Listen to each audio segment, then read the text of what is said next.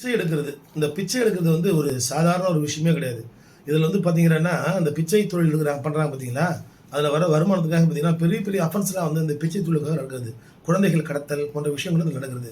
ஆனால், இந்த செயல்படாத சட்டங்கள் அப்படின்ற ஒரு வகையில பார்த்தீங்கன்னா, இந்த பெக்கிங் ஆக்ட் அப்படின்னு ஒண்ணு இருக்கு. கிட்டத்தட்ட 1945ல இந்த ஆக்ட் வந்து போட்டது. இந்த ஆக்ட் படி பார்த்தீங்கன்னா, பிச்சைக்காரங்கள நீங்க வந்து அதாவது தன்னுடைய உடல்ல இருக்கக்கூடிய காயங்கள், புண்கள் அதெல்லாம் காட்டி ஒருத்தர் பிச்சை எடுக்கிறான்னு வச்சுக்கங்க. இப்ப சின்ன குழந்தை சிக்னல்ல பார்க்குறீங்க இல்லையா? சின்ன குழந்தைங்கள கண்ணுங்கள தோண்டி, அதுங்கள ஊனமாக்கி, அதுங்க காயங்கள காட்டி பிச்சை எடுக்கிறது. அது அவங்க குழந்தைன்னு கூட தெரியாது. இப்பதான் சமீபத்தில ஒரு அறிவிப்பு நோட்டிஃபிகேஷன் என்ன வந்தது அப்படின்னா, இது மாரி சிக்னல்ல யாராவது குழந்தையோட பிச்சை எடுத்தாங்கன்னா, அந்த குழந்தை பிச்சை எடுப்பவருக்கும் சம்மந்தம் இருக்கிறதா, ரத்த உறவு இருக்கிறதா என்று டிஎன்ஏ டெஸ்ட் எடுப்பாங்க.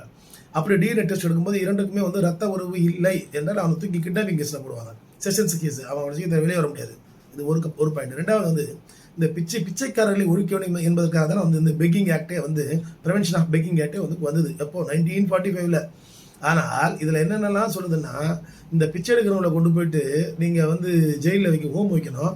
அந்த ஹோம்ல அவனுக்கு 3 வேளை சோறு போடணும். அவனுக்கு 3 வருஷம் தண்டனை கொடுக்கணும். அவன சின்சியரா பார்த்துக்கணும். இதெல்லாம் பண்ணா கிட்டத்தட்ட அவன் அந்த ஜெயில விட்டு வெளியே போமாட்டான். ஏன்னா 3 வேளை சாப்பாடு குடுக்குறீங்களே, அவனுக்கு தங்குறதுக்கு இடம், சாப்பிடுறதுக்கு, தூங்குறதுக்கு எல்லாம் அதுன்னா. ஸோ இதை போன்ற சட்டங்கள்லாம் வந்து பார்த்தீங்கன்னா, அ செயல்படுத்தப்படாமலே அப்படியே ஆறிப்போய் கிடக்குது.